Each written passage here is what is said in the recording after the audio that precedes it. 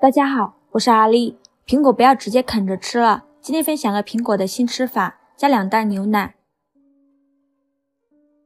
首先用水果刀把苹果皮削掉，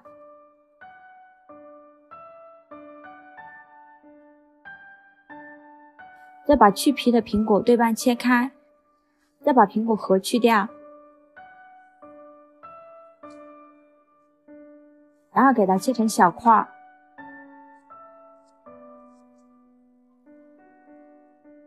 切好之后放入榨汁机中，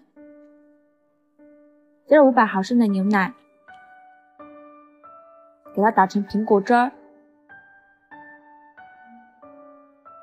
然后用6勺把苹果汁过滤到量杯中。先过滤出400毫升的苹果汁儿，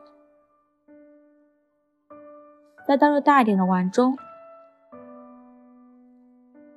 接入80克豌豆淀粉，给它搅拌均匀，搅拌至没有淀粉颗粒的淀粉水就可以了。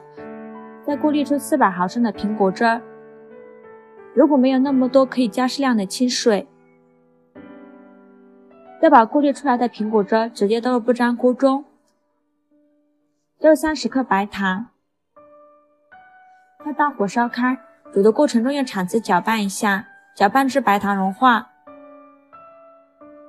烧开后减最小火，把淀粉水搅拌一下，再倒入锅中，边倒边搅拌，这一步一定要开最小火。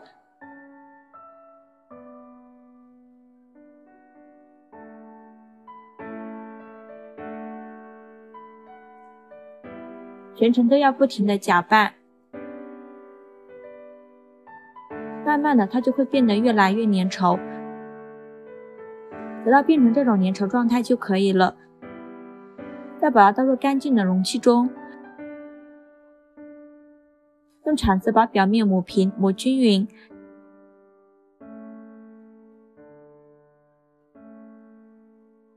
再给它震荡几下，把内部震得瓷实一些，像这样就可以。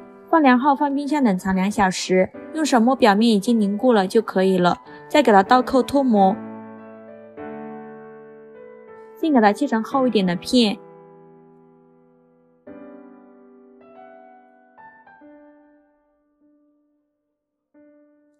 再给它切成长条，然后切成小方块。这样做的苹果凉糕吃起来爽滑 Q 弹。切好之后装入小碗中。吃的方法有很多种，第一种是撒上一些椰蓉，第二种是淋上蜂蜜，